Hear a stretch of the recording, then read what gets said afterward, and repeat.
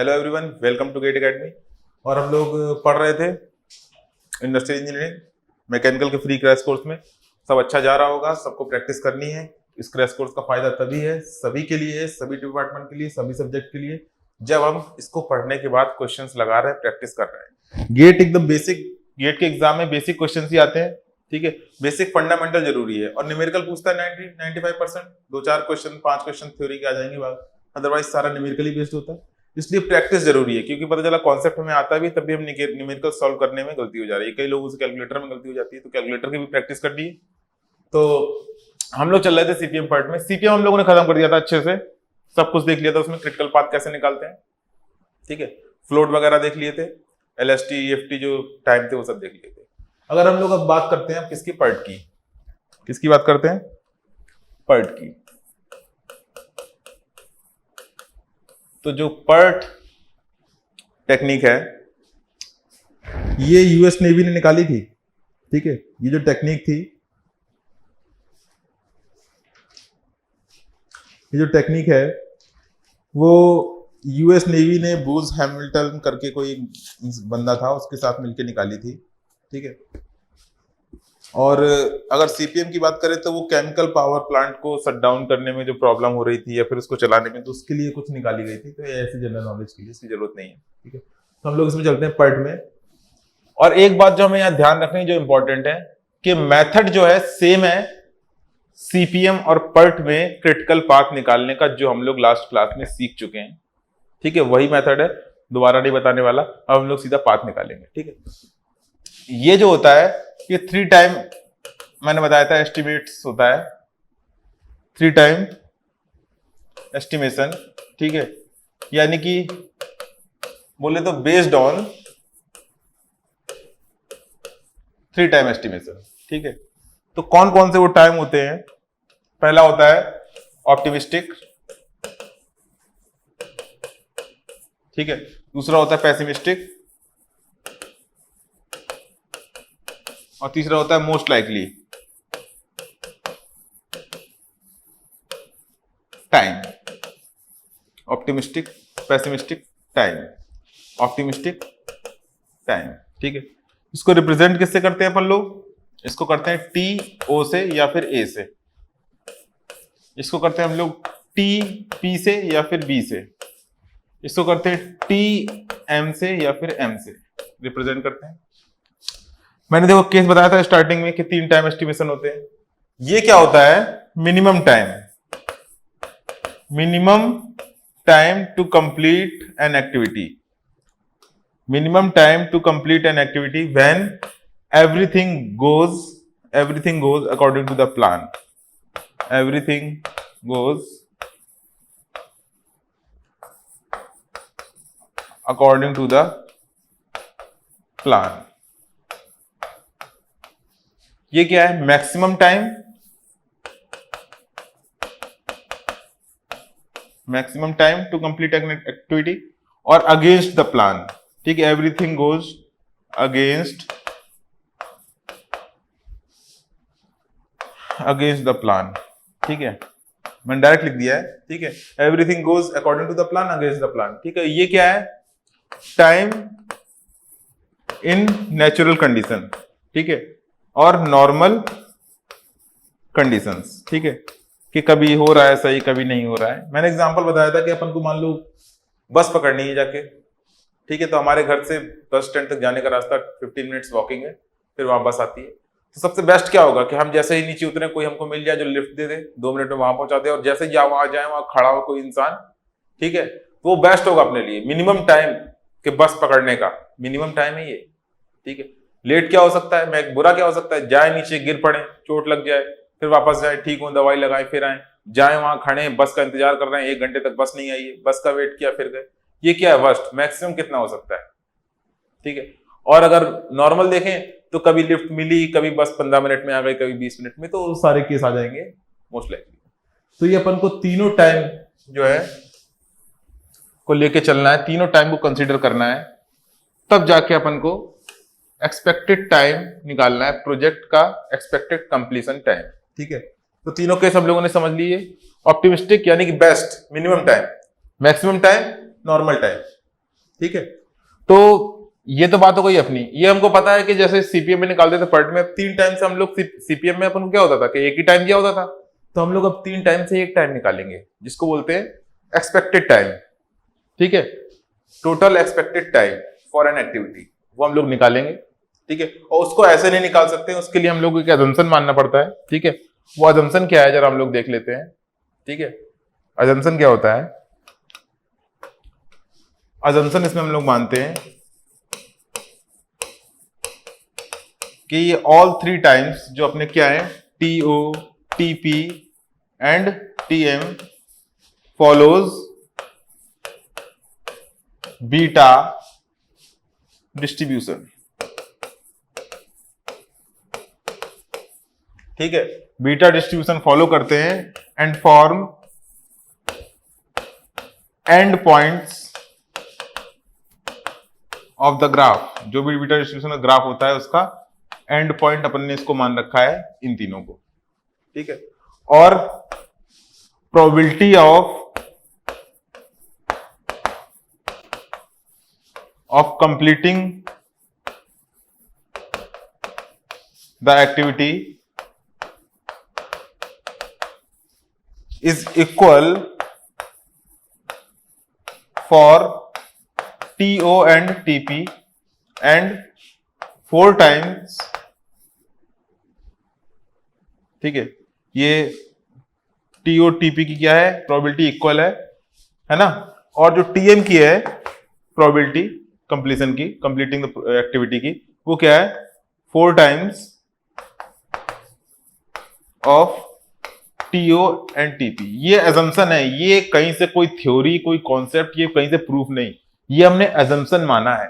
Assumption कैसे हम लोग मानते हैं? जब हम लोग देखते हैं बहुत सारे प्रोजेक्ट को, रिसर्च करी गई होगी, देखा गया होगा कि हाँ नॉर्मली जब रिसर्च डेवलपमेंट के प्रोग्राम में काम कर रहे हैं तो जो एक्टिविटीज के जो टाइम है, तीनों एस्टिमेट्स हैं, वो किसको फॉलो करते हैं? बीटा डिस्ट्रीब्यूशन को फॉलो करते हैं और उसके एंड बनाते हैं। उसके बाद जब रिजल्ट निकाले गए तो सबसे ज्यादा सटीक रिजल्ट आ रहे थे, तो उस हिसाब से हम लोग क्या कहते हैं, डिस्ट्रीब्यूशन को फिट करते हैं। नॉर्मल नहीं फिट किया हमने, पॉइजन नहीं किया, एक्सपोनेंशियल नहीं किया, किसको किया? बीटा, क्योंकि उसके हिसाब से इसके सबसे अच्छे रिजल्ट आ रहे होंगे। ठीक है, तो ये अब क्या है, अपना अजम्पशन है।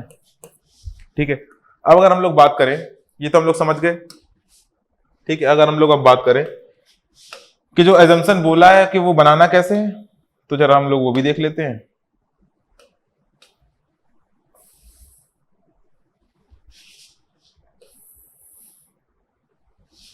ठीक है, तो ये जो अपन को बनाना है,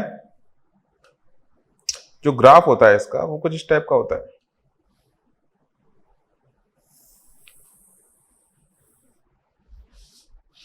ठीक है,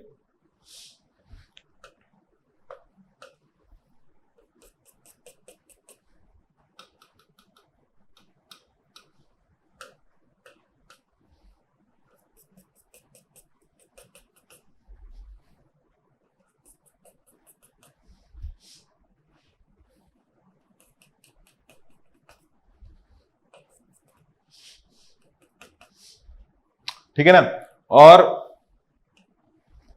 एक इसमें खिलाड़ी होता है, वो होता है ये, इसकी जो हम लोगों ने अभी तक बात नहीं की है, ये भी एक खिलाड़ी होता है। देखो, पहला असम्पशन क्या था कि बीटा डिस्ट्रीब्यूशन को फॉलो करेगा, तो ये जो ग्राफ है वो किसका है?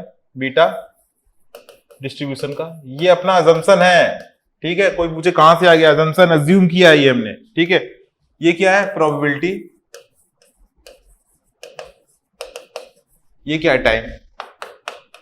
अब मुझे बताओ मिनिमम टाइम क्या है प्रोजेक्ट कंप्लीशन का? ये तो ये क्या हो जाएगा? टीओ, और इसी को बोलेंगे हम लोग क्या? ए। ये क्या हो जाएगा? मैक्सिमम टाइम टीपी, यानी इसी को बोलेंगे क्या अपन लोग? बी। ये क्या है? ये एक एंड पॉइंट हो गया, एक एंड पॉइंट ही हो गया, और एक ग्राफ का एंड पॉइंट ही हो गया। ये क्या होगा? टी एम, जिसको बोलेंगे हम लोग एम। ऑप्टिमिस्टिक, पेसिमिस्टिक और मोस्ट लाइकली। ये जो टाइम होता है इसको हम लोग बोलते हैं ये टीई। ये टीई क्या है?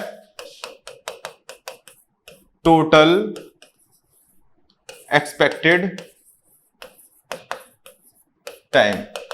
देखो, अब देखो यहां पे टीओ टाइम में कंप्लीट होने की प्रोबेबिलिटी कितनी है? इतनी है। और टीपी टाइम में भी कंप्लीट होने की प्रोबेबिलिटी कितनी है? इतनी ही है। और टीएम में कितनी है? इसकी 4 टाइम्स है। यही अपना जंक्शन है, ये हम लोगों ने माना है।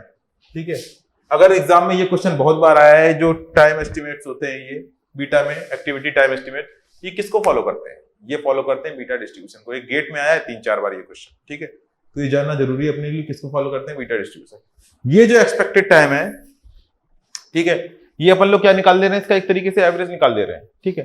तो अगर हम लोग टी का देखेंगे फॉर्मूला यहाँ पे, टोटल एक्सपेक्टेड टाइम, तो वो क्या होता है? T O plus 4tm plus T P divide by 6, या इसको हम लोग लिख सकते हैं A plus 4m plus B divide by 6। ये क्या आ जाएगा? टोटल एक्सपेक्टेड टाइम, ठीक है, टोटल एक्सपेक्टेड टाइम। तो ये प्रोबेबिलिटी जितनी भी रही हो इस पे प्रोबेबिलिटी क्या होती है? 50%, ठीक है। ये क्या है? 50-50, यानी कि ये जो अपन ने टाइम निकाला है, यहाँ पे प्रोजेक्ट की उस एक्टिविटी को कंप्लीट होने के चांस 50% है, यानी 50% चांस एक्टिविटी कंप्लीट हो सकती है, 50% चांस एक्टिविटी इस टाइम पे कंप्लीट नहीं हो सकती। इसी को क्या बोलते हैं अपन लोग? Total expected time. क्योंकि सारा प्रोबेबिलिटी चल रहा है एग्जैक्टली, तो हमको पता ही नहीं है कब खत्म होगा। तभी तो हमने 3 केस लिए कि सबसे अच्छा, सबसे खराब और ये नॉर्मल, ठीक है, नॉर्मल। आगे लोग देखते हैं, तो हम लोगों ने टीई निकाल लिया, वो क्या आया? a plus 4m plus B by 6। GATE के क्वेश्चन में यही फॉर्मूला पूछा गया है 2-3 बार, और इस पे सीधा टोटल एक्सपेक्टेड टाइम पूछा गया है, ठीक है। इसके बाद होता है हमारा अगला फॉर्मूला सिग्मा, जिसको बोलते हैं अपन लोग स्टैंडर्ड, ठीक है, एंड इसके 2 फॉर्मूले होते हैं, स्टैंडर्ड डेविएशन, स्टैंडर्ड डेविएशन, ठीक है, तो इसको सिग्मा बोलते हैं। फॉर्मूला क्या होता है? b माइनस ए बाई 6, या फिर इसी को बोल देंगे TP minus TO by 6, TP minus TO by 6, ठीक है। और अगर हम लोग इसी का स्क्वायर बोल कर दें, सिग्मा का स्क्वायर कर दें, यानी कि b माइनस ए का 6 का होल स्क्वायर, ठीक है, तो इसको बोलते हैं अपन लोग वेरिएंस। सब नॉर्मल है, नॉर्मल मैथमेटिक्स से सब जानते हैं, ठीक है, क्या बोलते हैं इसको? वेरिएंस, ठीक है। ये क्या करता है?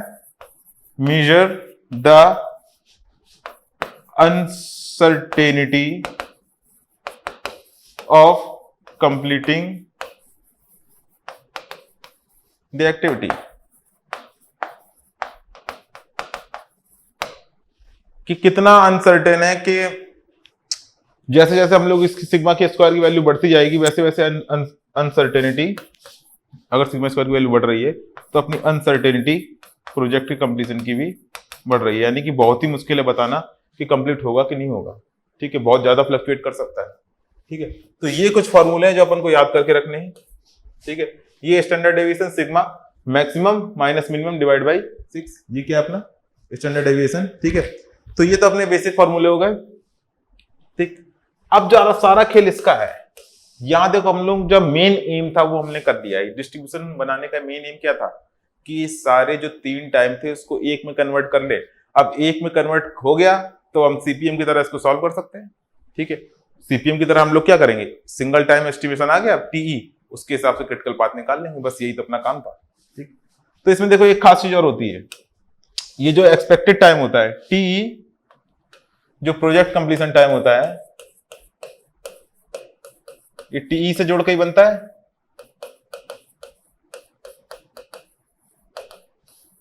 ये फॉलो करता है नॉर्मल डिस्ट्रीब्यूशन, नॉर्मल डिस्ट्रीब्यूशन। तो 2 क्वेश्चन हो गए। जो 3 टाइम एस्टिमेट है वो फॉलो करते हैं क्या? बीटा। और जो टीई फॉलो करता है नॉर्मल, ठीक है। और हमको पता है नॉर्मल वाला कर्व, पता है, शायद पता होगा लोगों को, काफी तेज लोग होते हैं वैसे।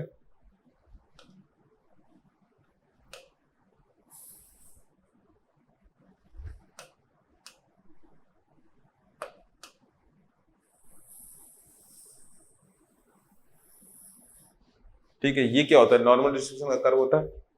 और ये वैल्यू क्या होती है? यही होती है क्या? टीई, और इसी को बोलते हैं म्यू, ठीक है, इसी को बोलते हैं एक्स बार, क्योंकि मीन मीडियन मोड सब एक ही होते हैं नॉर्मल डिस्ट्रीब्यूशन, ठीक है। तो यहाँ पे क्या है? यहाँ पे 50% प्रोबेबिलिटी होती है किसी भी प्रोजेक्ट के कंप्लीट होने की, टीई, यानी कि इधर से अगर इधर का एरिया ले लें 50% है, और ये अंडर द एरिया इस कर्व को बताता है अपन को probability of completion the project, ठीक है।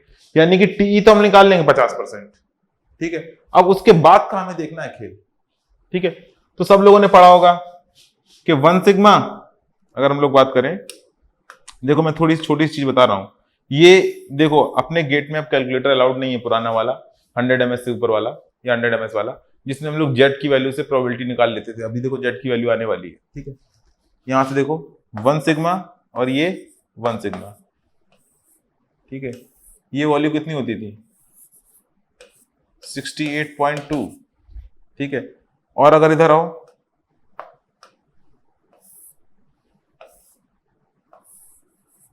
2 सिग्मा और 2 सिग्मा, ठीक है, तो ये वैल्यू कितनी होती थी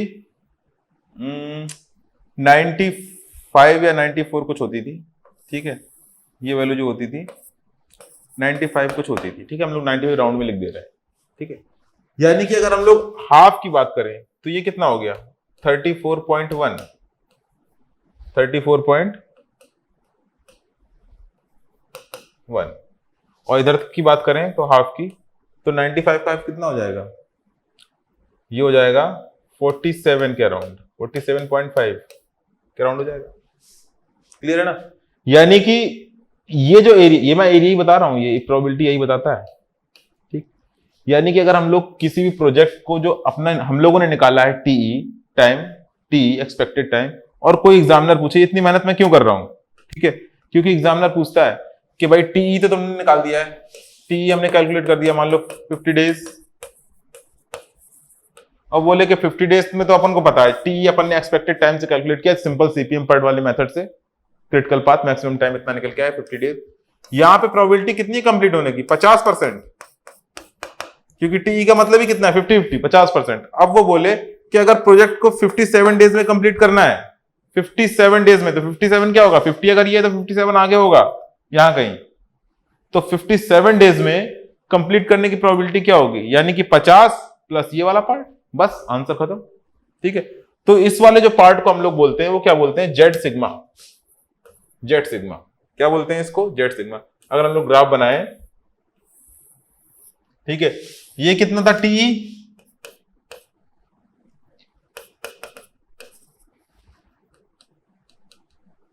टीई यहां तक का, ठीक है, और इसके बाद पार्ट को बोलते हैं अपन लोग जेड सिग्मा। सिग्मा क्या है, स्टैंडर्ड डेविएशन, जेड क्या है, यही प्रोबेबिलिटी है, ठीक है। अगर हम लोग की जेड की वैल्यू अगर 1 आ जाए तो उसका मतलब क्या है 34.1, अगर 2 आ जाए तो उसकी वैल्यू कितनी है 47.5, सिंपल। कैलकुलेटर होता नहीं जो हम लोग एग्जैक्ट वैल्यू निकाल लें, तो हमें इसी से अंदाजा लगाना पड़ेगा, ठीक है, अगर गेट में आ जाता है तो फॉर्मूला जो आता है वो क्या आता है कि शेड्यूल टाइम, मान लो यहां पे आया कुछ शेड्यूल टाइम टीएस, ठीक है, शेड्यूल टाइम, मान लो शेड्यूल टाइम के अपन को इस टीएस टाइम पे बताना है प्रोबेबिलिटी कितनी होगी, तो टीएस टाइम प्रोबेबिलिटी कितनी होगी, टीई इतना एरिया प्लस ये जो एरिया है जेड सिग्मा, ठीक है। यहां से अगर हम लोग जेड की वैल्यू निकालें तो सिंपल आ जाती है क्या, TS minus TE upon sigma, और ये पहले पूछा करता था एग्जाम में, अब नहीं पूछता है क्योंकि कैलकुलेटर अलाउड नहीं है, और अगर तब भी पूछ लेता है तो मैंने जुगाड़ बता दिए, ठीक है, कि मान लो यहां पे कितनी हो रही प्रोबेबिलिटी 50 प्लस 3 84, यानी अगर जेड की वैल्यू आ रही है 1 तो प्रोबेबिलिटी कितनी है 84, जेड की वैल्यू आ रही है 2 तो प्रोबेबिलिटी कितनी है 97 कुछ, ठीक है 5, यानी कि अगर जेड की वैल्यू आ जाए कितनी 1.1 तो कितना होगा 84 से थोड़ी सी ज्यादा होगी 86 के अराउंड। तो ये जुगाड़ है, इतना आता नहीं है ना आएगा, मैंने फिर भी बता दिया, मान लो कभी आ जाए, ठीक है, लेकिन कन्वेंशनल में आता है ईएस के, क्योंकि वहां कैलकुलेटर अलाउड होता है। तो बात समझ गए। तो सिंपल हमें टीई क्या बता रहा था, पहले तो ये एक पॉइंट हम लोग को याद रखना है शुरू से लेकर लास्ट तक। वो पॉइंट क्या है कि एक्सपेक्टेड टाइम फॉलो करता है नॉर्मल डिस्ट्रीब्यूशन, पहली चीज, ठीक है। दूसरी चीज ये होगा बीच में, क्योंकि 50% होता है प्रोबेबिलिटी, मैंने पहली बात कर दी थी 50% एक्सपेक्टेड टाइम, ठीक। उसके बाद ये मैंने इतनी मेहनत इसलिए क्यों बताया कि वैल्यू क्या होती है, ठीक है। तो अगर आगे बढ़ रहे हो हम लोग तो वो इस तरीके से पूछेगा कि ये टीएस टाइम में प्रोजेक्ट कंप्लीशन की प्रोबेबिलिटी कितनी है, तो सिंपल टीएस इक्वल टू क्या होगा टीई प्लस जेड सिग्मा, क्योंकि ये एरिया होगा, ये पूरा एरिया अपन को रिप्रेजेंट करेगा टीएस की प्रोबेबिलिटी। तो यहां तक का एरिया कितना है 50%, देखो डायग्राम से भी दिख रहा है 50%।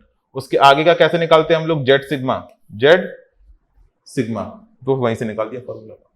अब जब प्रोबेबिलिटी आ जाती है, ठीक है, अच्छा सिग्मा, अगर सिग्मा की बात करें, सिग्मा क्या है, सिग्मा सारी एक्टिविटीज का नहीं निकालते हम लोग, सिग्मा सारी एक्टिविटीज का नहीं निकालते हैं, ठीक है। ये सिग्मा होता है standard deviation along critical path, बस, ठीक है। या फिर सिग्मा बोल देंगे under root sum of variance along critical path, ठीक है। तो क्रिटिकल पाथ में जो जो एक्टिविटी होगी उसका सम स्क्वायर करके जोड़ देंगे, वही क्या होगा अपना स्टैंडर्ड डेविएशन। इसकी वैल्यू उठा के रखेंगे, आंसर आ जाएगा। अब हम लोग एक सवाल लगा के देखते हैं, ठीक है। उसके बाद समझ आएंगे कि इसमें किस हिसाब से कॉन्सेप्ट चल रहा है। अच्छा ठीक है, इसके अलावा भी एक चीज है इसमें, ठीक है। क्या प्रोबेबिलिटी अगर निकालिए तो प्रोबेबिलिटी निकालने का फायदा क्या है, ये भी मैं बता देता हूँ। वैसे गेट में इतना नहीं आएगा, ठीक है, लेकिन थोड़ा सा बता देता हूँ इसमें कि अगर मान लो प्रोबेबिलिटी जो आ रही है अपनी, प्रोबेबिलिटी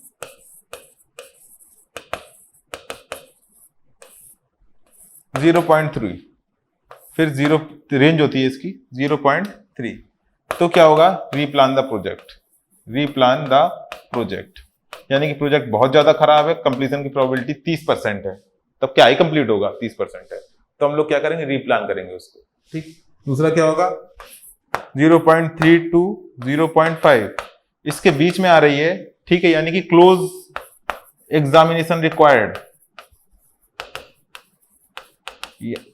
ठीक है, यानी कि 50% तक पहुंच गए हैं, थोड़ा और अगर मेहनत करें, थोड़ा और देखें इधर उधर, चेक करें उसको और थोड़ा इंप्रूव करें तो काम हो जाएगा, ठीक है। अगर आ रही 0.5 से 6.5, यानी कि 50% से 65%, तो बोलते हैं उसको सेटिस्फैक्टरी, कि मतलब कि हाँ अपना अब काम सही चल रहा है। और अगर आती है 0.65 एंड अबव, यानी कि जो रिसोर्सेज हैं वो सरप्लस हैं, रिसोर्सेज क्या है, सरप्लस है, यानी कि उम्मीद से ज्यादा अच्छा काम चल रहा है। इतना इस वाले में इतना निकलना बहुत मुश्किल बात है।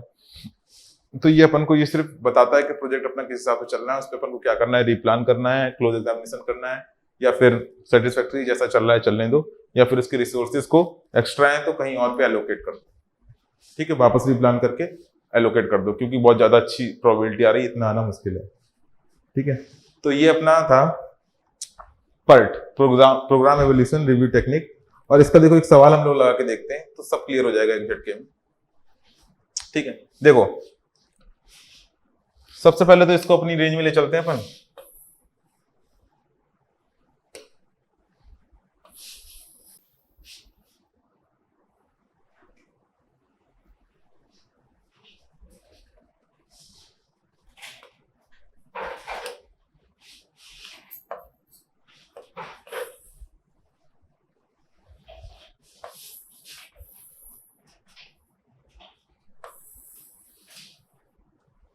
ठीक है। तो ये अपना क्वेश्चन है, ठीक है। ये क्वेश्चन है और अपन को दे रखा है, क्या दे रखा है,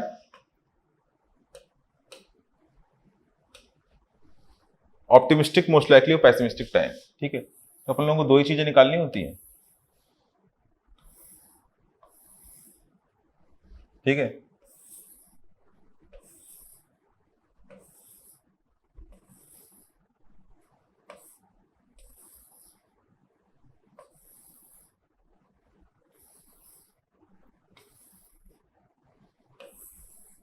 सबसे पहले क्या निकालेंगे अपन लोग, टीई। टीई का फॉर्मूला क्या होता है, a plus B plus 4m divide by 6।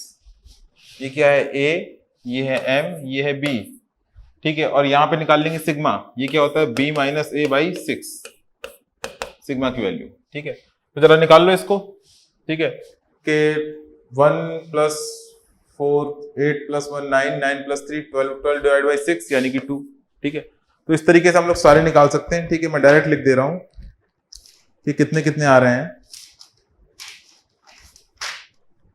ठीक है। 6 5 7 4 6 5 7 4, ठीक है, 5 6 3, ठीक है। सिंपल इसी वाले फॉर्मूले में रखना है, सारी वैल्यू अपन को पता है, सिंपल जोड़ के एक्सपेक्टेड टाइम निकाल लेना है, ठीक है। और फिर अपन को निकालना है क्या है, b minus A by six. ठीक है, तो b minus A by six हम सबका क्यों निकालेंगे अभी, जब जरूरत नहीं है, जब क्रिटिकल पाथ आ जाएगा उसका निकाल लेंगे। ठीक है, जरा देखो एक्टिविटी 1 से 3, एक्टिविटी 1 से 3 कितना टाइम है, 6 टाइम है इसका। 1 से 2 2, 1 से 2 2, 1 से 4, 1 से 4 कितना टाइम है, 5। ठीक है, आगे देखो 2 से 5, 2 से 5, 2 से 5 यानी कि 7, 2 से 5 यानी कि 7, 3 से 5, 3 से 5 यानी कि 4, 4 से 7, 4 से 7 का कितना है, 6, 5 से 6 5, और ये लास्ट वाले कितना है, 3। ठीक है, तो सबसे पहले क्रिटिकल पाथ निकाल लेते हैं हम लोग। 6 + 4 8, सॉरी 12 10, 10 + 5 15, 15 + 3 18, 9 9 + 5 14, 14 + 3 17, 6 + 5 11। ठीक है, यानी कि क्या हो गया, 18। यानी कि प्रोजेक्ट कंप्लीशन टाइम कितना है, टी कितना है, 18। एक्टिविटीज कौन कौन सी है, 2 7, ये नहीं है, पहला वाला था ना, 6 + 4 10, 10 + 5 15 + 3 18, यानी कि 1 से 3, 1 से 3 यानी कि ये वाली है ना, 3 से 5, 3 से 5 यानी कि ये वाली, 5 से 6, 5 से 6, और लास्ट में 6 से 7, 6 से 7। ये एक्टिविटी जो अपनी क्रिटिकल एक्टिविटी है। अब जरा क्वेश्चन देख लेते हैं, क्वेश्चन में क्या पूछा था। क्वेश्चन में पूछा था कि सबसे पहले पूछा था critical path duration of network, तो अपन ने वो तो निकाल लिया 18। कितना है, कितना है, 18। देखो सिंपल सवाल होता है गेट में, ये भी कॉमन डाटा क्वेश्चन है, गेट का ही है। ठीक है, 18। अब वो पूछ रहा है कि standard deviation of the critical path. ठीक है, तो जब उसने पूछा है standard deviation of critical path, तो हम लोग निकाल लेते हैं। सिग्मा ऑफ क्रिटिकल पाथ क्या हो जाएगा, √ इसका क्या हो जाएगा, 6, यानी कि 7 - 5, 7 - 5 बाई 6। ठीक है, इसका कितना हो जाएगा, 6 - 2 यानी कि 4/6, 6 - 4 यानी कि 2/6, इसका कितना हो जाएगा, 2/6। ठीक है, तो ये कितना, ये भी कितना हो जाएगा, 2/6। ठीक है, तो क्या हो जाएगा, 2/6 का होल स्क्वायर प्लस 2/3 का होल स्क्वायर, मैंने काट कर दिया है इसको, ये क्या हो जाएगा, 2/3। ठीक है, ये 1/3 हो जाएगा, प्लस 1/3 का होल स्क्वायर प्लस 1/3 का होल स्क्वायर। ठीक है, तो जब हम लोग इसको सॉल्व करेंगे तो जो हमारा फाइनल आएगा वो आएगा 0.88। कितना आ रहा है, सिग्मा की वैल्यू 0.88।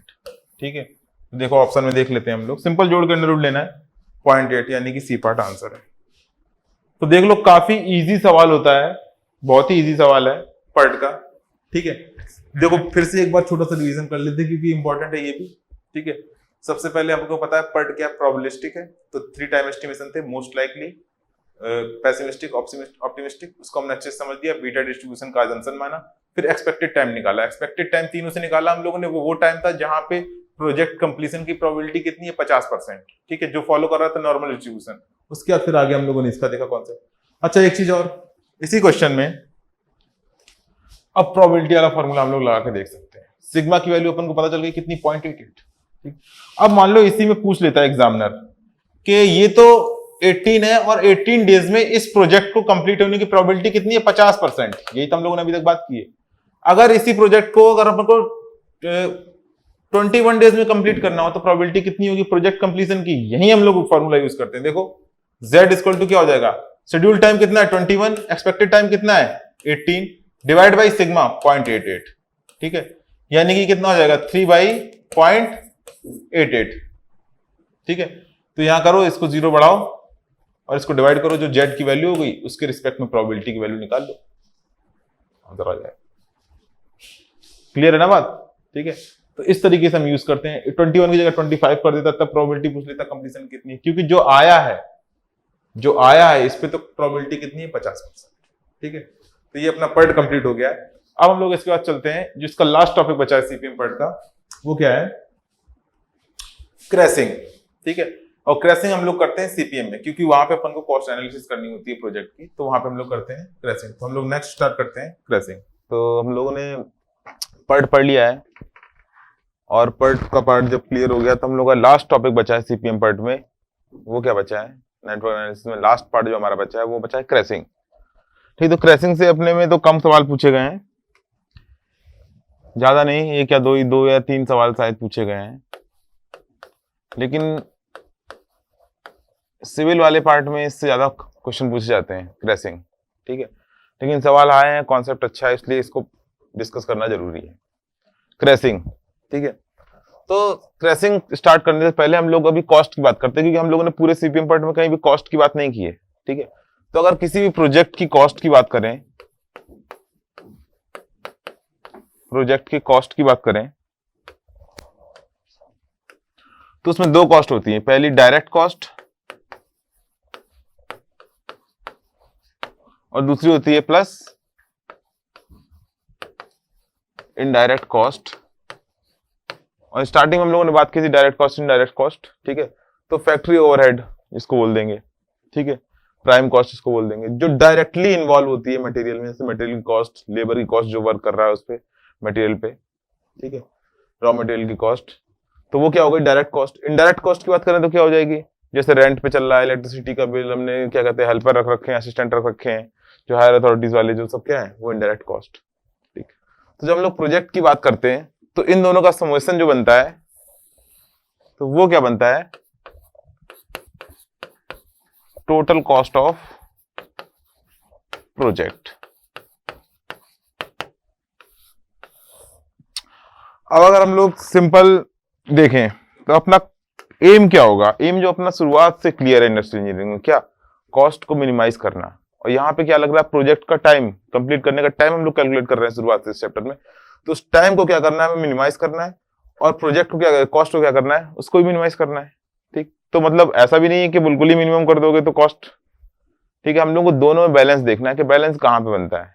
ठीक, तो अगर हम लोग बात करें टोटल कॉस्ट की प्रोजेक्ट की, तो हमें पता चल गया कि डायरेक्ट कॉस्ट है और इनडायरेक्ट कॉस्ट दोनों इन्वॉल्व है। ठीक है, इनडायरेक्ट कॉस्ट मैंने बताया कि रेंट वगैरह, जो असिस्टेंट हेल्पर जो डायरेक्टली इन्वॉल्व नहीं है प्रोसेस में, वो जो कॉस्ट है। ठीक है, जैसे मशीन आ गई कोई, ठीक है, उसको यूज कर रहे हैं लेकिन वो डायरेक्टली अपने प्रोजेक्ट में इन्वॉल्व नहीं है, लेकिन वहां पे रखी हुई है, जरूरी उसका रेंट दे रहे हैं। ठीक है, तो इस टाइप की चीजें जब क्या है इनडायरेक्ट कॉस्ट में, इसमें क्या डायरेक्ट लेबर, डायरेक्ट मटेरियल, ठीक है, रॉ मटेरियल कॉस्ट जो भी है वो आएगी जो डायरेक्टली इन्वॉल्व है इस प्रोजेक्ट में। ठीक है, जो एक्टिविटी में। अब देखो प्रोजेक्ट कॉस्ट हम समझ गए क्या है, टोटल कॉस्ट ऑफ प्रोजेक्ट क्या होती है, direct cost plus indirect cost. ठीक, अब जरा कॉमन सेंस से एक बात बताओ मुझे, अगर कॉमन सेंस है तो,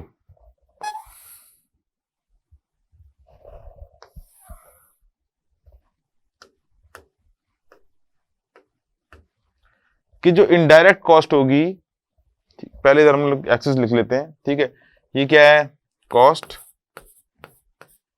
ठीक है, और ये क्या है, time duration.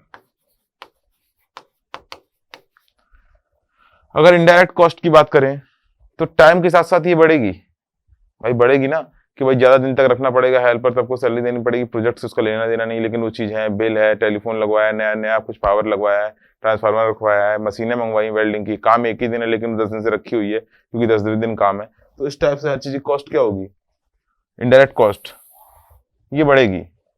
Indirect cost I D C, इसको बोल दे रहे हैं डी सी, डायरेक्ट कॉस्ट। ठीक, और अगर हम डायरेक्ट कॉस्ट की बात करें तो जैसे जैसे टाइम बढ़ेगा डायरेक्ट कॉस्ट क्या होगी, कम होगी। भाई पहले हम लोगों को स्टार्टिंग में अगर चाहिए, ठीक है, काम कर रहे हो उसी प्रोजेक्ट में,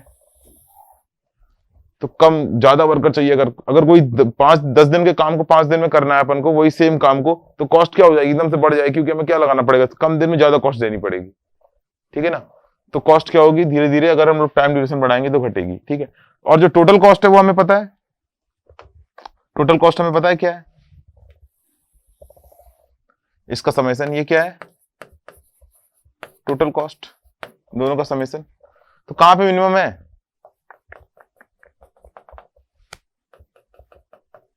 यहां पे टोटल कॉस्ट क्या है, मिनिमम है, मिनिमम टोटल कॉस्ट। और यही वो टाइम है प्रोजेक्ट का जिसको बोलते हैं अपन लोग ऑप्टिमम टाइम। और देखो खास बात क्या है कि अगर इससे ज्यादा टाइम में प्रोजेक्ट कंप्लीट होगा तब भी देखो कॉस्ट ज्यादा लगेगी, इससे कम टाइम में प्रोजेक्ट कंप्लीट होगा तब भी कॉस्ट ज्यादा लगेगी। ठीक है, तो मुझे यही बताना था कि हम लोग टाइम कम करते रहते हैं, ठीक है, और कॉस्ट चेक करते रहते हैं। क्रैशिंग मतलब क्या है, अगर क्रैशिंग की भी बात करेंगे हम लोग, ठीक है, तो हम लोगों को क्या करना है, दोनों में बैलेंस निकालना है। बैलेंस कैसे निकालेंगे कि कोई अगर ये सोचे सिंपली, कोई इसमें ये सोचे कि नहीं टाइम अगर ज्यादा करते जाएंगे तो कॉस्ट हमेशा कम होगी, या कम करते जाएंगे तो हमेशा कॉस्ट ज्यादा होगी, तो ऐसा नहीं है। ठीक है, मान लो यहाँ पे अपना प्रोजेक्ट कंप्लीट हो रहा है, तो पहले अगर हम लोग कम करेंगे तो क्या होगी, कॉस्ट कम होगी, फिर एक लिमिट पे पहुंचेगी जहां मिनिमम कॉस्ट होगी, वापस फिर क्या होगी, बढ़ेगी। ठीक है, तो वो जो पॉइंट है ये ऑप्टिमम टाइम है। ठीक है, ये optimum time to complete the project है। अगर यहाँ के अगर इसी रेंज के हम लोग आसपास रहेंगे तो यानी कि अपना जो प्रोजेक्ट की कॉस्ट है वो मिनिमम लगेगी। ठीक है, तो यही हमें ढूंढना होता है क्रैशिंग में। जब हम लोग क्रैशिंग पढ़ते हैं तो हमें यही ऑप्टिमम टाइम निकालना होता है। ठीक है, कैसे निकालना होता है, एक बार में निकल के नहीं आएगा। हम लोग क्या करते हैं, जो भी प्रोजेक्ट का टाइम होता है, जो भी एग्जाम्पल दे रखा होता है, क्वेश्चन दे रखा होता है, उसको सॉल्व करते हैं, टोटल कॉस्ट निकालते हैं। ठीक है, टोटल कॉस्ट निकालने के बाद क्या करते हैं, हम लोग क्रैश करना चालू करते हैं, यानी कि टाइम ड्यूरेशन कम करना चालू करते हैं। जैसे कम करते हैं और अगर कॉस्ट घट रही है, दैट मीन्स अभी स्कोप है, फिर अगले चेक करते हैं, फिर नेक्स्ट स्टेप में जाते हैं, फिर दोबारा क्रैशिंग करते हैं एक आध एक्टिविटी की। ठीक है, वो कैसे क्रैशिंग करते हैं, क्या सीक्वेंस होता है, क्या क्या मेथड होते हैं, वो हम लोग अभी थोड़ी देर में देखेंगे। लेकिन बात इतनी समझ में आ गई होगी यहाँ पे कि हम लोगों को क्या करना है, इस ऑप्टिमम पॉइंट पे पहुंचना है कैसे भी, जहां पे अपने प्रोजेक्ट की कॉस्ट क्या हो, मिनिमम हो, बस। ठीक है ना, तो ये अपना कॉस्ट वाला कॉन्सेप्ट था कि भाई प्रोजेक्ट की कॉस्ट किस हिसाब से रहती है, दो कॉस्ट होती है, डायरेक्ट कॉस्ट और इनडायरेक्ट कॉस्ट। ठीक है, अब हम लोग बात करते हैं किसकी, क्रैशिंग की।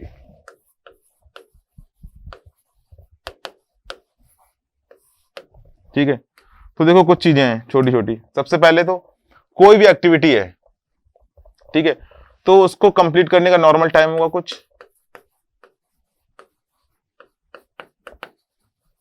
है ना, और नॉर्मल टाइम की नॉर्मल कॉस्ट होगी। ठीक है, ये दोनों चीजें रिलेटेड हैं, नॉर्मल टाइम से रिलेटेड होगी नॉर्मल कॉस्ट किसी प्रोजेक्ट को। ठीक है, मान लो कोई एक्टिविटी है आई से जे, ठीक है, क्योंकि हर एक्टिविटी की अलग अलग टाइम होगा, अलग कॉस्ट होगा, तो हम लोग देख ही चुके हैं। हर एक्टिविटी का प्रोसेसिंग टाइम क्या होगा, नॉर्मल टाइम अलग होगा, कॉस्ट भी अलग होगी। मान लो इस 6 दिन में होती है कंप्लीट, और कितना खर्च करती है, 1000 रुपीज।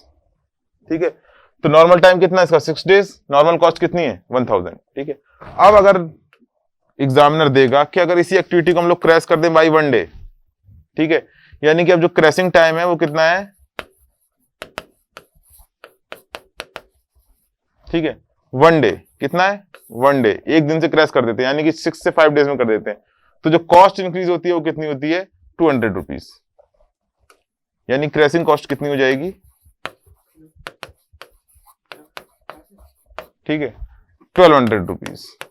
ठीक है, 1200 रुपीज, और ये कितना हो जाएगा अगर इसको हम नॉर्मल वैसे देखें क्वेश्चन के हिसाब से, तो 5 डेज। क्रैशिंग टाइम कितना है, 5 डेज, यानी हमने 6 को किस में कन्वर्ट कर दिया है, 6 डेज को हमने कन्वर्ट कर दिया 5 में, तो जो कॉस्ट थी अपनी 1000 कितनी होगी, 1200। ठीक है, तो ये अपन को सवाल में दे रखा होगा, इसके बाद हमें क्वेश्चन को सॉल्व करना होता है। ठीक है, कि कौन सी एक्टिविटी अभी एक दिन का दे रखा है, हो सकता है इसी में क्या दे रखा होता, इसी को दे रखा था उसने इस तरीके से कि मान लो, ठीक है, हम लोग क्रैश कर रहे हैं कितना, 2 डेज, यानी कि ये कितनी वैल्यू है, 4, यानी कि 6 से 4 दिन में कर सकते हैं इस एक्टिविटी को। कॉस्ट कितनी लग जाएगी, 1400, 1400, यानी कि जब 6 दिन में इसी एक्टिविटी को कर रहे थे तो 1000 रुपए लग रहे थे, अब 4 दिन में इसी एक्टिविटी को करेंगे तो 1400 रुपीज लगेगा। और ये 4 डेज में कंप्लीट करने में क्या किया हम लोगों ने, 2 दिन की क्रैशिंग कर दी है, यानी कि 2 दिन रिड्यूस कर दिया है। ठीक है, तो ये तो बात हो गई सिंपल कि हम लोग क्रैशिंग में कर क्या रहे हैं, हम रिड्यूस कर रहे हैं। अब ये जो कॉस्ट बढ़ी है, दिमाग लगाना, ठीक है, ये जो कॉस्ट बढ़ी है अपनी टोटल कॉस्ट क्या होती है, direct cost plus indirect cost. तो अगर हम लोग ये प्रोजेक्ट की एक्टिविटी माने 6 दिन में कंप्लीट हो रही थी, तो 6 दिन की कुछ डायरेक्ट कॉस्ट थी, वो कितनी थी, 1000, है ना, 1000। और इनडायरेक्ट कॉस्ट क्या होती है? इनडायरेक्ट कॉस्ट नॉर्मली दे रखा होता है पर डे के हिसाब से, क्योंकि भाई जो रेंट वगैरह दे रहे हो, जो वर्कर अलग से रखे हो, असिस्टेंट हेल्पर जो भी है, उनको मान लो हमें 10 दिन का प्रोजेक्ट है, 15 दिन का, तो हम मंथली चार्ज नहीं देंगे, कैसे देंगे? डे वाइज हिसाब से देंगे। तो पता चला पर डे के हिसाब से जो खर्चा आ रहा है इलेक्ट्रिसिटी का, बिजली का, पर डे का, जो भी टेलीफोन का जो भी आ रहा है, वो मान लो आ रहा है कितना? 100 rupees per day, 100 rupees per day. तो 6 डेज का कितना हो जाएगा? 6 डेज का कितना हो जाएगा? 600। यानी कि टोटल कॉस्ट अपने प्रोजेक्ट की क्या हो जाएगी? Normal total cost 1600। ठीक है, इस एक्टिविटी की। अगर हमने इसको क्रैश कर दिया, ठीक है, जब क्रैश कर दिया उसके बाद इसकी टोटल कॉस्ट देखो कितनी हो जाएगी आफ्टर क्रैशिंग, कितनी हो जाएगी टोटल कॉस्ट? फॉर्मूला वही अपना, direct cost plus indirect cost. Direct cost कितनी है? अब डायरेक्ट कॉस्ट कितनी है? अब 1000 नहीं है, अब कितनी है? 1400, क्योंकि अब ये एक्टिविटी जब 4 दिन में कंप्लीट होगी तो 1400 लगेगा।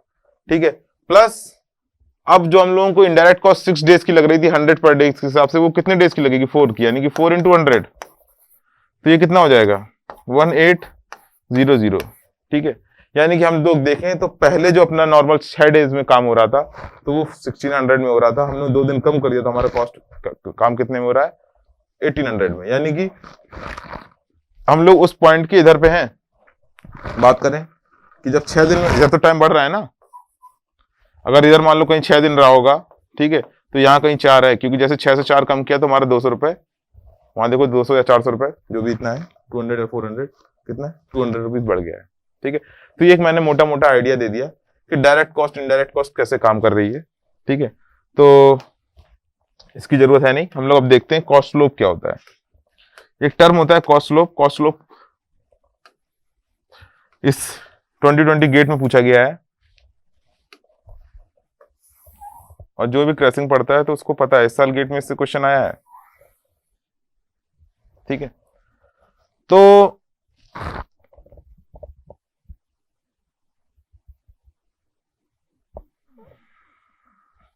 ठीक है,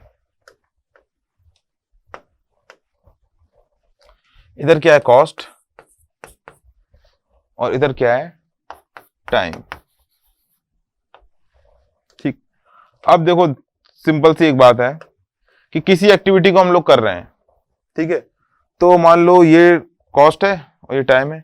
किसी एक्टिविटी को हम कर रहे हैं कुछ अराउंड, इसी एक्टिविटी को कर रहे हैं 6 डेज में। ठीक है, टाइम क्या है? 6 डेज। ठीक, कॉस्ट कितनी लग रही है? ठीक है, कॉस्ट लग रही है इतनी, कितनी? 6 डेज की कॉस्ट कितनी? 1000। ठीक है, या फिर हम लोग इससे अच्छा हम लोग जनरल फॉर्म में कर लेते हैं तो ज्यादा अच्छा रहेगा हम लोगों का। ठीक है, तो याद रहेगा, फॉर्मूला बन जाएगा कि नॉर्मल टाइम, ये क्या है? TN, इसको हम लोग बोलते हैं नॉर्मल टाइम को TN, इसको बोलते हैं TC क्रैशिंग टाइम, इसको बोलते हैं नॉर्मल कॉस्ट NC, और इसको बोलते हैं CC क्रैशिंग कॉस्ट। ठीक है, तो नॉर्मल टाइम है ये, और नॉर्मल टाइम पे कॉस्ट क्या लगेगी? Normal cost.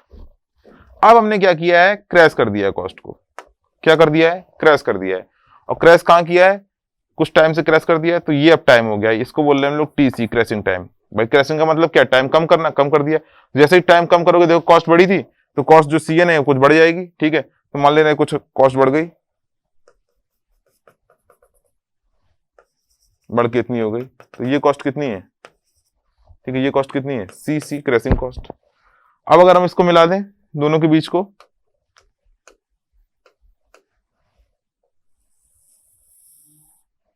ठीक है, ये होता है कॉस्ट कर्व, ये अपना होता है cost curve, crashing cost curve. ठीक है, लेकिन हम लोग इसको सॉल्व नहीं कर पाएंगे क्योंकि हम लोग इतने तेज नहीं है, तो हम लोग इसके क्या मान लेते हैं कि ये एक स्ट्रेट लाइन है। ठीक है, इसको बोलते हैं लीनियर अप्रोक्सीमेशन।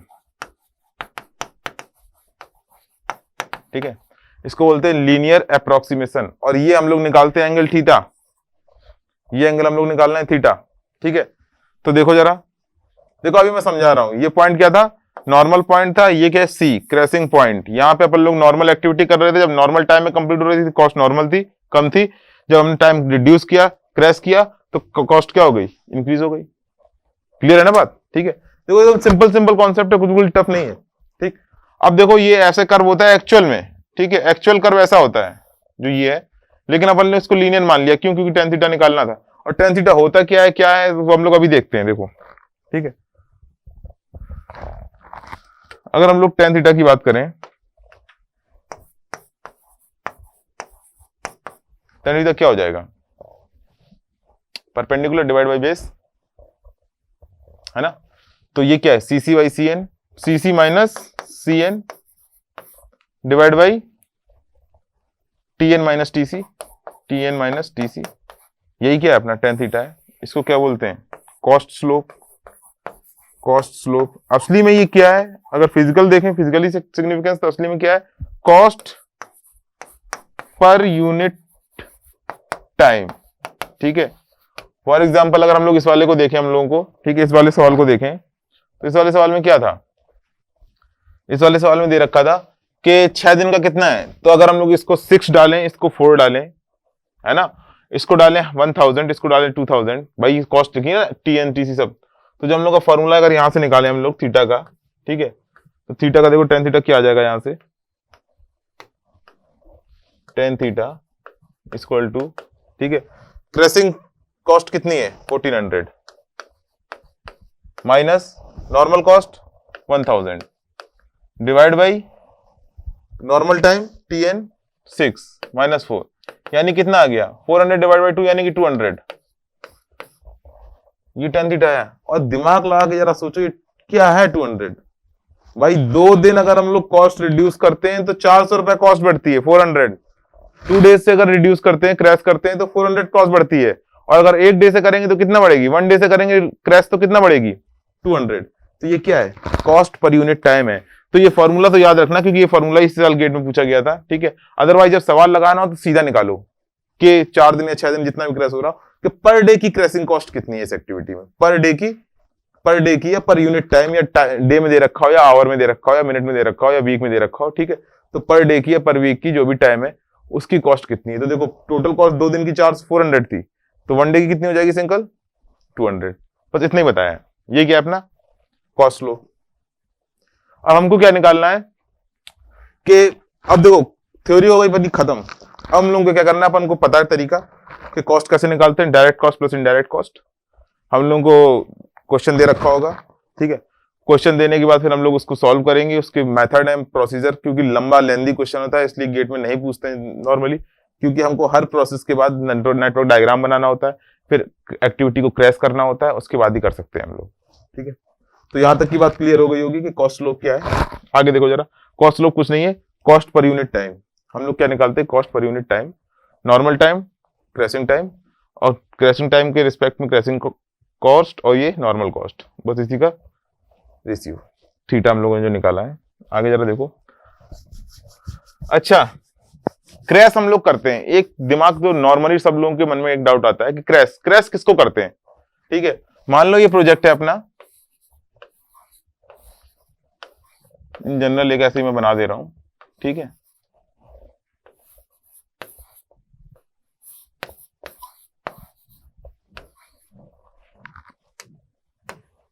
ठीक है, 4 6 7 3 2 3 2, ठीक है। तो अगर हम लोग एक्टिविटी देखें 1, ये इवेंट डाल दिए मैंने, 4 5 6 7, ठीक है। मैं एक्टिविटीज के नाम डाल दे रहा हूं, A B C D F G। यहां से प्रोजेक्ट स्टार्ट है, यहां खत्म है। अब मैं सिर्फ बता रहा हूं किसे क्रैश करते हैं, क्योंकि बस यही एक छोटा सा डाउट रह गया, उसके बाद हम लोग सवाल लगाने के लिए एकदम रेडी हैं। ये एक लास्ट एक डाउट रह गया कि किसे क्रैश करते हैं। तो देखो क्रिटिकल पाथ हमें निकालना आता है, 2 पाथ है इसमें, एक ये और एक ये। इसको देखो 4 + 6 10, 10 + 7 17 + 3 17 + 3 यानी कि 20। इसको देखो 4 + 2 6, 6 + 3 9, 9 + 2 11, 11 + 3 14। क्रिटिकल पाथ कौन सा है? ये क्रिटिकल पाथ है, ठीक है। अब जरा कॉमन सेंस से अपने बताओ, एकदम सिंपल, कि अगर हम लोग इस पाथ की एक्टिविटी रिड्यूस करेंगे तभी तो हमारा प्रोजेक्ट कंप्लीशन टाइम रिड्यूस होगा। जब प्रोजेक्ट कंप्लीशन टाइम रिड्यूस होगा तभी तो इनडायरेक्ट कॉस्ट रिड्यूस होगी। और हमें देखना क्या है, जब जैसे हम लोग क्रैश करेंगे तो हमारी डायरेक्ट कॉस्ट तो बढ़ेगी, लेकिन इनडायरेक्ट कॉस्ट क्या होगी? रिड्यूस होगी। वही हमें देखना है कि कब तक, इनडायरेक्ट कॉस्ट ज्यादा रिड्यूस होती है और डायरेक्ट कॉस्ट ज्यादा कम इंक्रीज होती है, ठीक है। जैसे ही दोनों चेंज हो जाएंगे अपन लोग बंद कर देंगे, यानी कि हर बार क्रैश करने के बाद हम लोगों को टोटल कॉस्ट चेक करनी है। टोटल कॉस्ट क्या है? Direct cost plus indirect cost, ठीक है। इधर देखो जरा, इस एक्टिविटी को कम करें हम लोग 3 या इसको 5 या इसको 6 या इसको 2, तो हमारा प्रोजेक्ट टाइम कम हो जाएगा। लेकिन अगर हम लोग इस एक्टिविटी को रिड्यूस करें 1 में, ठीक है, तो क्या प्रोजेक्ट ड्यूरेशन 20 से कम होगी? नहीं होगी। इसको करें 2 में या इसको करें 1 में, कम होगी क्या? नहीं होगी। तो ध्यान रखना, हम लोग ऑलवेज क्रिटिकल एक्टिविटी को ही क्रैश करते हैं, ध्यान रखना हमेशा, क्योंकि उसी को क्रैश करने से हमारा प्रोजेक्ट ड्यूरेशन रिड्यूस होगा। प्रोजेक्ट ड्यूरेशन जो है वो रिड्यूस होगा, और जब ये रिड्यूस होगा तभी हमारी इनडायरेक्ट कॉस्ट रिड्यूस होगी। और क्रैशिंग करने से ये तो हमको पता ही है कि डायरेक्ट कॉस्ट तो इंक्रीज होनी ही है। क्लियर बात? तो कौन सा अपन करेंगे क्रैश? ऑलवेज क्रिटिकल पाथ की एक्टिविटी, ठीक है, क्रिटिकल पाथ की एक्टिविटी को रिड्यूस करेंगे, ठीक है। तो हम लोग अब एक क्वेश्चन देख लेते हैं। गिट का क्वेश्चन है कि a project has 4 activities P, Q, R and S as shown in below, ठीक है। तो फिगर में अपन को दे रखी है, हम लोग क्या करते हैं, एज यूजुअल अपनी रेंज में इसको ले चलते हैं।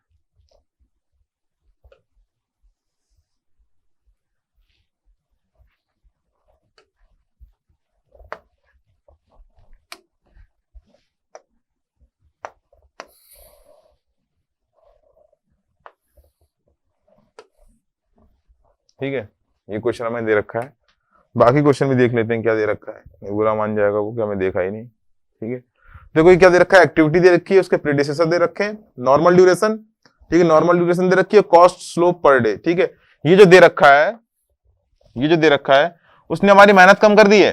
ये tan थीटा की वैल्यू दे रखी है, स्लोप की cc minus cn upon tn minus tc की वैल्यू डायरेक्ट दे रखी है, यानी कि वो अलग अलग देता है, normal cost, normal time, crashing cost, normal cost, ठीक है, ये सब सारी चीजें अलग अलग देता।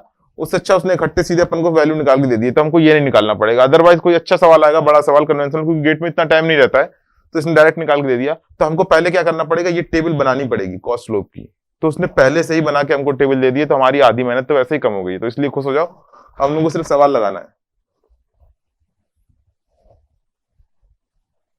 बाकी अगर कन्वेंशनल में कोई अच्छा क्वेश्चन आएगा तो उसमें हमें कॉस्ट स्लोप निकालना पड़ेगा, ठीक है। उसके बाद पूछ रहा है the normal cost of the project is ₹10,000, ठीक है। नॉर्मल कॉस्ट कितनी है प्रोजेक्ट की? 10,000, ठीक है, यानी कि डायरेक्ट कॉस्ट ने दे दी कितनी? 10,000, ठीक है। And the overhead cost is ₹200 per day. Overhead मतलब क्या? इनडायरेक्ट कॉस्ट, पर डे के हिसाब से दे दिए, ₹200 पर डे।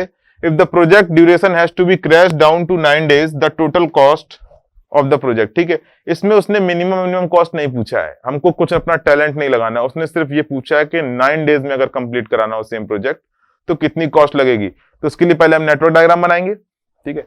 नेटवर्क डायग्राम बनाने के बाद देखेंगे कि असली में टाइम लग कितना रहा है, कितने दिन अपन को क्रैश करना है, ठीक। सबसे पहले हम लोग नेटवर्क डायग्राम बनाते हैं।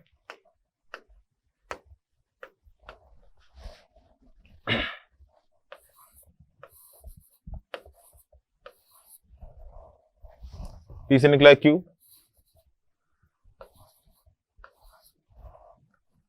P से ही निकला है R, ठीक है, और R से निकला है S, ठीक है। तो R से निकला है S, ठीक है। तो हम लोग R से निकाल देते हैं S को।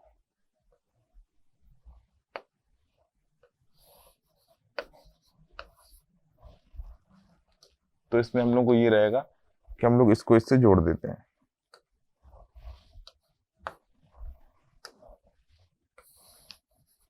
ठीक है। तो ये अपनी एक्टिविटी, ये डायग्राम बन गया 1 2 3 और ये 4, PQRS, ठीक है। ये क्या है? S। चलो टाइम देख लेते हैं हम लोग, कितना कितना लग रहा है सब में टाइम। P में लग रहा है 3, Q में लग रहा है 7, R में लग रहा है 4 और S में लग रहा है 5। अगर पाथ देखें प्रोजेक्ट कंप्लीशन के 1 to 4 तो कौन कौन से हैं? एक पाथ है PQ, एक क्या है PRS, ठीक है। इसका टाइम कितना है 10 डेज, इसका कितना है 4 3 7 5 12 12, यानी कि 12 डेज। और इसका कितना है 7 + 3 10, ठीक है। तो हम लोगों का प्रोजेक्ट का जो टोटल टाइम कितना है वो 12 डेज है, और अपन को रिड्यूस कितने में करना है, देखो क्वेश्चन में कह रहा है कि रिड्यूस कितने में करना है 9 डेज में, 9 डेज में रिड्यूस करना है। तो 12 से हम 9 लेके आएंगे, कैसे लेके आना है वही हमें समझना है, ठीक है। और नॉर्मल कॉस्ट ये है और ओवरहेड कॉस्ट ये है। चलो हम लोग इसको पहले सबसे पहले अपने प्रोजेक्ट की टोटल कॉस्ट निकालने, तो टोटल कॉस्ट अपने प्रोजेक्ट की क्या हो जाएगी,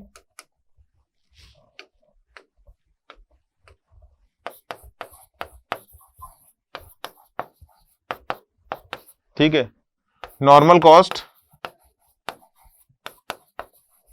प्लस ओवरहेड वाली, इसको हम ओवरहेड क्या बोल दे रहे हैं, इनडायरेक्ट कॉस्ट, ठीक है, इनडायरेक्ट कॉस्ट, ठीक है। तो ये तो कितनी है अपनी 10,000, ये कितनी है 200 पर डे, कितने दिन में प्रोजेक्ट कंप्लीट हो रहा है अभी 12, ठीक है। तो ये कितनी आ गई 1 2 4 0 0, ये अपनी आ गई टोटल कॉस्ट जब अपना प्रोजेक्ट कंप्लीट हो रहा है कितने, सिंपल 12 डेज में। कोई दिक्कत यहां तक, कोई दिक्कत नहीं, ठीक है। अब देखो हम लोग क्या करते हैं, प्रोजेक्ट रिड्यूस करते हैं। यहां सवाल में उसने दे रखा है कि अगर हम लोग इस एक्टिविटी को रिड्यूस करते हैं तो 500 रुपीज एक्स्ट्रा देना पड़ेगा, इस एक्टिविटी को रिड्यूस करते हैं तो 100 रुपीज, इस एक्टिविटी को तो ये, ठीक है। तो सबसे पहले तो हम लोगों को ये पता लगाना है कि कौन कौन सी एक्टिविटी रिड्यूस कर सकते हैं हम, ठीक है। तो रिड्यूस क्रिटिकल पाथ में कौन कौन सी है, PRS, ठीक है, ये अपना क्या है क्रिटिकल पाथ फिलहाल, ठीक है। तो हम लोग P, R और S को रिड्यूस कर सकते हैं, किस किस एक्टिविटी को रिड्यूस कर सकते हैं, P, R और S, ठीक है। ये क्या है, ये तीनों एक्टिविटी जो है वो अवेलेबल फॉर क्रैशिंग है, अवेलेबल फॉर क्रैशिंग, क्यों, क्योंकि ये सब क्या है, ये सब है क्रिटिकल एक्टिविटीज, भाई क्रिटिकल एक्टिविटीज है ना ये तीन। तो देखो इसको अगर हम लोग क्रैश करते हैं तो कितनी कॉस्ट लग रही है 500, इसको कॉस्ट क्रैश कर रहे हैं तो लग रही कॉस्ट 400, और इसको क्रैश कर रहे हैं तो कितनी लग रही है 200। तो दिमाग लगाओ जरा कि किसको हम लोग क्रैश कर दें, सोचो। एक दिन प्रोजेक्ट की ड्यूरेशन कम करने में हमको लग रहा है अगर हम इसको करते हैं 500 रुपए एक्स्ट्रा, इसको करते हैं 400 रुपए एक्स्ट्रा, इसको लग रहे हैं 200 रुपए एक्स्ट्रा, अपनी जेब से देना है, ये कम कर रहे हो ना, अपनी जेब से खर्चा हो रहा है, तो कौन सा खर्चा करेंगे हम लोग, शुरुआत से ही बात कर चुके हैं, जब जेब से खर्चा करना होता है तो मिनिमम, जब जेब से खर्चा करना होता है कौन सा होता है मिनिमम, ठीक है। तो हम लोग मिनिमम वाला क्रैश कर देंगे, ठीक। कितना क्रैश कर दें, अगर हम लोग एस की बात करें कितना क्रैश कर दें, 2 से कर देते हैं, क्यों, क्योंकि 2 से करते ही कितना आ जाएगा 10 डेज, और 10 का तो एक और पाथ है, 9 नहीं कर सकते हो, क्योंकि 9 करोगे तब भी, अगर इसको 3 दिन से हम लोग क्रैश कर दें सीधे 9 डेज में, तब भी कोई फायदा नहीं है। प्रोजेक्ट कंप्लीशन टाइम कितना रहेगा 10, तो मैक्सिमम कितना कर सकते हैं 2 डेज, ठीक है। तो 2 डेज से अगर इसे हम लोग क्रैश कर दें, ठीक है, तो अगर हम लोग आगे लिखें क्रैशिंग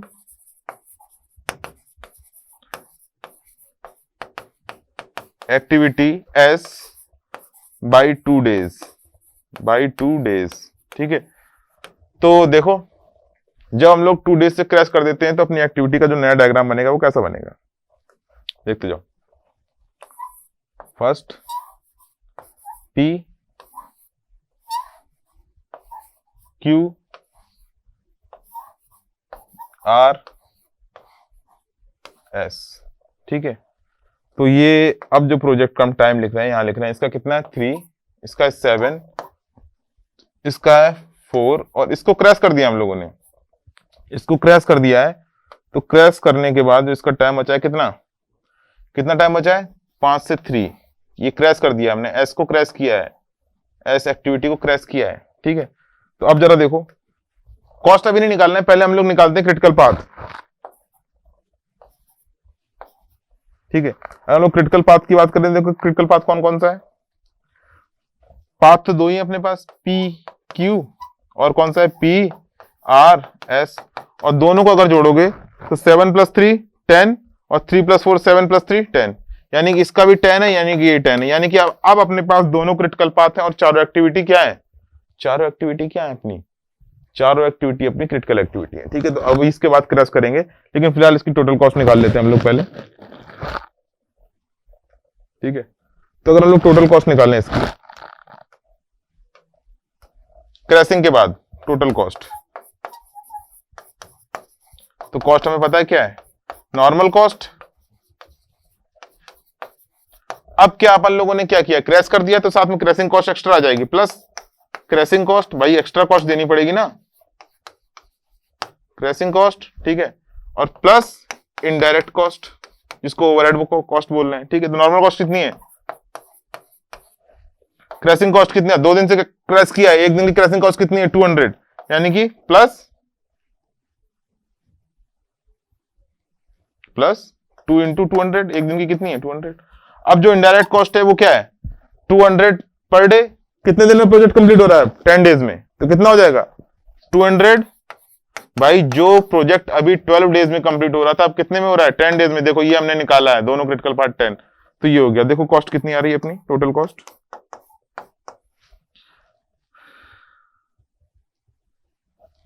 वापस आ रही है 12400।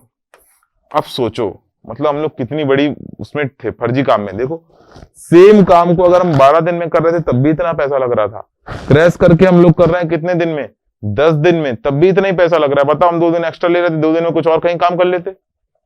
फर्जी में हम लोग क्या कर रहे थे, सेम कॉस्ट पे ज्यादा दिन लगा रहे थे, तो देखो हमने 2 दिन से क्रैश किया, फायदा क्या हुआ, सेम कॉस्ट लग रही है अभी भी, ठीक है।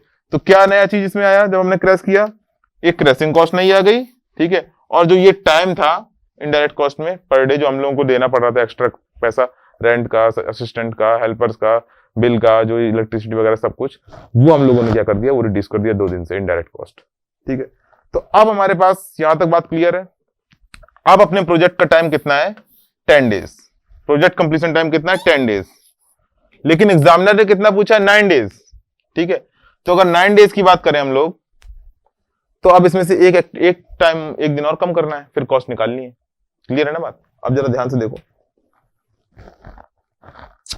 सारी एक्टिविटी, अब तो सारी की सारी एक्टिविटी PQRS, अपने पास चारों की चारों एक्टिविटी अब क्या है, क्रिटिकल एक्टिविटी है, चारों की चारों अवेलेबल हैं। इसका कॉस्ट है 500, इसका 100, 400, इसका 200। अब देखो एक होशियार आदमी बोलेगा सर टेंशन लेने की जरूरत नहीं, 10 है, इसको जल्दी से क्रैश कर दो, इसको जल्दी से क्रैश कर दो, काम खत्म, 9 दिन में हो जाएगा, ठीक है। तो चलो क्रैश करके देख लेते हैं। अगर इसको हम लोग क्यू को 7 से 1 दिन में क्रैश करते हैं 6 दिन में, ठीक है, मान लो क्रैश कर देते हैं, तो देखो प्रोजेक्ट ड्यूरेशन टाइम कितना रहेगा 639, इस पाथ से 9 और 3 + 4 7, 7 + 3 10, अभी भी 10 है, ठीक है। यानी कि हम लोगों को एक एक्टिविटी क्रैश करने से बात नहीं बनेगी, हमको कम से कम 2 एक्टिविटी अब क्रैश करनी पड़ेंगी, ठीक है। कम से कम हमको अब 2 एक्टिविटी क्रैश करनी पड़ेंगी, ठीक है। तो हम लोग फिर से डायग्राम बना लेते हैं अपना 1 2 3, ये 4, ठीक है, P Q R और ये S। टाइम लिख दे रहा हूं मैं इसका, इसके पास कितना है 3 7 4 और ठीक। अब देखो बस यही थोड़ा समझना है, यहां तक तो क्लियर था, बहुत आसान था, बस हमने क्रिटिकल पाथ का जो मैक्सिमम टाइम था उसको रिड्यूस कर दिया। यहाँ पे 2 क्रिटिकल पाथ आ गए, ठीक है, इसमें सारे दोनों क्रिटिकल पाथ हैं, ये भी क्रिटिकल पाथ है और ये वाला भी क्रिटिकल पाथ है, ठीक है। अब हमें एक्टिविटी ड्यूरेशन करना है 9 से कम, ठीक है। तो देखो 9 से हम कम तभी कर सकते हैं जब दोनों पाथ से एक एक एक्टिविटी रिड्यूस करते हैं, ठीक है। तो इसमें हमारे पास कॉम्बिनेशन बनेंगे, ठीक है। या तो देखो दिमाग लगाओ, पी को अगर हम लोग डायरेक्ट क्रैश कर देते हैं, पी को बाई 1 डे, यानी कि अगर हम पी को 1 डे से क्रैश कर देते हैं तो ये हो जाएगा 2। अब देखो 2 + 7 9, 2 + 4 6, 6 + 3 9, एक्टिविटी ड्यूरेशन टाइम 9 हो गया, कोई दिक्कत ही नहीं। 1 को अगर हम पी को क्रॉस करते हैं तो कितनी कॉस्ट पड़ेगी अपन को 500 एक दिन से। अगर हम इसके अलावा क्या करें, हम लोग क्यू और आर को भी क्रैश कर सकते हैं, ठीक है। अगर इसको हम लोग 6, इसको हम लोग क्या करते हैं, अब क्रैश नहीं करते हैं, अब ये 3 का 3 है, हम कॉम्बिनेशन देख रहे हैं, क्योंकि जहां कॉस्ट मिनिमम आएगी उसी को क्रैश करेंगे। हम लोग क्या करते हैं, अब क्यू एंड आर दोनों को साइमल्टेनियसली क्रैश कर देते हैं, ठीक है। तो देखो इसको करोगे 6 डेज, इसको करोगे 3 डेज, एक एक दिन क्रैश करने की कॉस्ट कितनी है, क्यू को कितनी है 100, आर को कितनी है 400, 100 क्यू को क्रॉस करने की और आर को क्रैश करने की 400, यानी कि टोटल कॉस्ट कितनी पड़ जाएगी अपन को क्रैशिंग की 500, ठीक।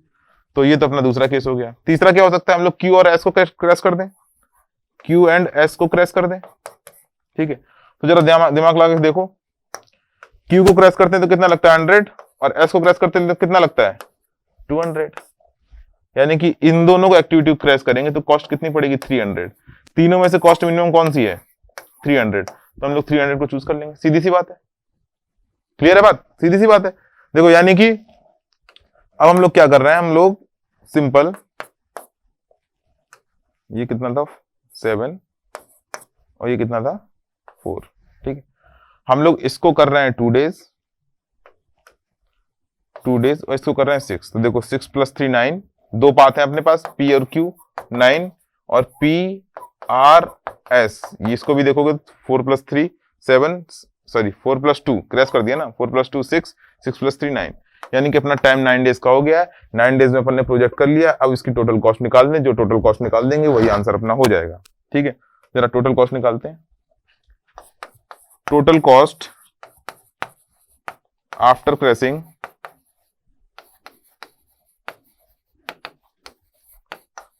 To activities Q and S, ठीक है। तो देखो टोटल कॉस्ट क्या होती है, सबसे पहले अपनी आएगी नॉर्मल कॉस्ट। तो अब नॉर्मल कॉस्ट कितनी है भाई, ये तो क्रैश कर चुके हो ना, तो नॉर्मल कॉस्ट कितनी है 1000। क्रैशिंग कॉस्ट कितनी होगी, पहले वाली जो अपन ने क्रैश करके रखी है, यानी कि 400 तो ये 400 तो ये है ना, प्लस ये वाली और आ जाएगी, कौन सी 300। क्यू को क्रैश करने के 100, इसको क्रैश करने के 100, 1 डे से क्रैश कर रहे हैं, ठीक है। तो ये जो आ जाएगी अपनी क्रैशिंग कॉस्ट आ जाएगी कितनी 100 + 200। अगर इनडायरेक्ट कॉस्ट की बात करेंगे तो प्रोजेक्ट टोटल अपने 9 डेज में कंप्लीट, यानी कि 9 × 200, ठीक है। अगर प्रोजेक्ट की बात करेंगे हम लोग, ठीक है,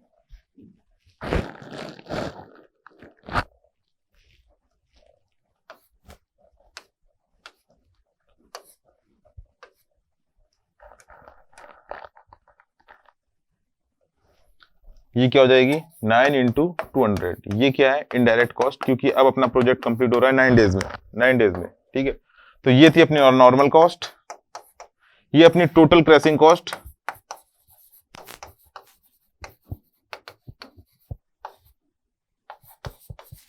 ठीक है। ये पहले जो अपन ने एस को क्रैश किया था 2 बार, ये अपन ने क्यू को क्रैश किया है 1 बार, और यहाँ पे एस को क्रैश किया है 1 बार, ठीक है। इनकी कॉस्ट है ये, और ये सबको जोड़ लोगे तो फाइनली देखोगे तो कितना आ रहा है 12500। यानी कि अगर हम लोग 9 डेज में अपना प्रोजेक्ट कंप्लीट करते हैं तो हम लोगों को टोटल कॉस्ट जो पड़ेगी कितनी पड़ेगी 12500। तो बात समझ में आई होगी, ठीक है। मैं एक बार फिर से रिवाइज कर देता हूँ, क्योंकि रिवाइज इसलिए कर दे रहा हूँ क्योंकि मुझे पता है एक आध लोगों को डाउट आ जाएगा कि सर कहां से क्या कर दिया, जबकि टफ बिल्कुल भी नहीं है, हम लोग इजी एकदम हर स्टेप लेके चले हैं, ठीक है। देखो जरा बात अपनी शुरुआत यहाँ, कहानी हमारी यहाँ से शुरू हुई थी कि जब हमारे पास एक सवाल मिला था हमको कि उसने बोला था कि ये एक्टिविटीज हैं और ये इनका क्रैशिंग स्लोप है, यानी cost, crashing cost per day, और उसके बाद उसने बोला था इसको 9 डेज में कंप्लीट करना है तो कॉस्ट बता दो प्रोजेक्ट को। तो सबसे पहले तो हमने प्रोजेक्ट डायग्राम बनाया और देखा हम लोगों ने टाइम कितना हो रहा है कंप्लीट, 12 दिन में कंप्लीट हो रहा है। ये तो 12 दिन में कंप्लीट होने की कॉस्ट कितनी थी, normal cost plus indirect cost, कोई क्रैशिंग कर नहीं रहे तो कोई क्रैशिंग कॉस्ट आएगी नहीं, ठीक है। तो जब हमने कॉस्ट निकाली वो सिंपल आ गई, ये तो दे रखी है क्वेश्चन में, दे रखी है 10,000 और 200 पर डे, 12 दिन में कंप्लीट हो रहा था। फिर हम लोगों ने पता लगा कौन कौन सी एक्टिविटी क्रैश कर सकते हैं, तो हमें पता है कि एक्टिविटी हम कौन सी क्रैश कर सकते हैं जो क्रिटिकल पाथ में है, ठीक है। तो क्रिटिकल पाथ में कौन सी एक्टिविटी थी 3, 1 2 और ये 3 एक्टिविटी, ठीक है। तीनों में से हम लोगों ने जो मिनिमम कॉस्ट वाला था उसको चूज किया, क्योंकि जेब से पैसा अपन को देना है, ठीक है। तो हम लोगों ने मिनिमम कॉस्ट वाला चूज किया और उसको फिर क्या किया, उसको हम लोगों ने क्रैश कर दिया, यहां पे देखो 5 से 3 डेज। तो जब क्रैश किया हम लोगों ने, उसके बाद जो कॉस्ट आई, जो कॉस्ट निकाली हम लोगों ने, क्रैश किया था 2 दिन से बड़ी कॉस्ट, 2 दिन क्रैश करने की कॉस्ट 400 बढ़ी, लेकिन 2 दिन का इनडायरेक्ट कॉस्ट घट भी गया, तो अब 12 की जगह कितना हो गया 10, तो टोटल कॉस्ट निकाली सेम आई। अब नया नेटवर्क डायग्राम बनाया क्रैश करने के बाद, तो जो यहाँ पे 5 था, ये 5, ये जो 5 था इसको 3 किया, उसके बाद हम लोगों ने देखा अब दो क्रिटिकल पाथ है, क्योंकि दोनों की टाइमिंग कितनी आ रही है, 10-10, 10-10। फिर चारों हमारे पास अवेलेबल थी, हम लोगों ने कॉम्बिनेशन देखे, हम लोगों ने कॉम्बिनेशन चेक किए कि भाई किस किस को हम लोग क्रैश कर सकते हैं। तो कॉम्बिनेशन बना, या तो पी को अकेले क्रैश कर दो तब भी 9 डेज हो जाता है, क्यू और आर को साइमल्टेनियसली क्रैश करो तब भी क्या कहते हैं, प्रोजेक्ट ड्यूरेशन 9 डेज हो जाता है, और क्यू और एस को क्रैश करो तब भी 9 डेज हो जाता है। और तीनों में जब हम लोगों ने कॉस्ट को देखा तो कॉस्ट आ रही थी 300, 500 और 500। तो मिनिमम कौन सी थी, 300, तो हमने 300 वाले को चूज किया। फिर अपनी फाइनल कॉस्ट निकाली, नॉर्मल कॉस्ट तो अपनी ये थी 10,000, ठीक है। उसके बाद 400 कॉस्ट उसकी थी एस को क्रैश करने की, फिर क्यू को क्रैश किया, फिर हमने दोबारा एस को क्रैश किया। ये कॉस्ट वही है जो पहले हम लोग लगा चुके थे, क्योंकि क्रैश तो कर चुके हैं ना, 12 से 10 तो हम कर ही चुके हैं, तो वो कॉस्ट तो देंगे। तो जो टोटल कॉस्ट आई फाइनल, यही अपना आंसर है। तो इसी के साथ हमारा खत्म हो गया है सीपीएम पार्ट, ठीक है। लंबे लंबे लेक्चर हो गए हैं इसके, थोड़े से बड़े बड़े, नॉर्मल से थोड़े से बड़े हैं, और 3 लेक्चर में खत्म हुआ है, लेकिन सब ऑलमोस्ट हमने कवर कर लिया है। इसमें क्यों कवर किया, क्योंकि ये चैप्टर बहुत इंपॉर्टेंट है, ठीक है। अगर इतना भी जितना मैंने पढ़ाया है पढ़ोगे, उसके बाद क्वेश्चंस की प्रैक्टिस कर लोगे तो गेट का काम हो जाएगा। मुझे नहीं लगता इसके अलावा एक्स्ट्रा कोई क्वेश्चन आएगा, ठीक है। लेकिन फिर भी अपनी एहतियात के लिए कहीं से और पढ़ना हो तो पढ़ सकते हो, बुक कोई फॉलो कर सकते हो। लेकिन क्रैश कोर्स के हिसाब से देखे तो ये मैंने उससे काफी ज्यादा पढ़ा दिया, क्रैश कोर्स में इतना नहीं होना चाहिए, उससे काफी ज्यादा पढ़ा दिया है। तो इसको अगर फॉलो करोगे तो काम हो जाएगा गेट का। तो चलो फिर अगला लेक्चर स्टार्ट करेंगे। प्रैक्टिस जरूर करना है इसकी, और कमेंट में जरूर बताना कि समझ में आया कि नहीं आया, ठीक है। Thank you.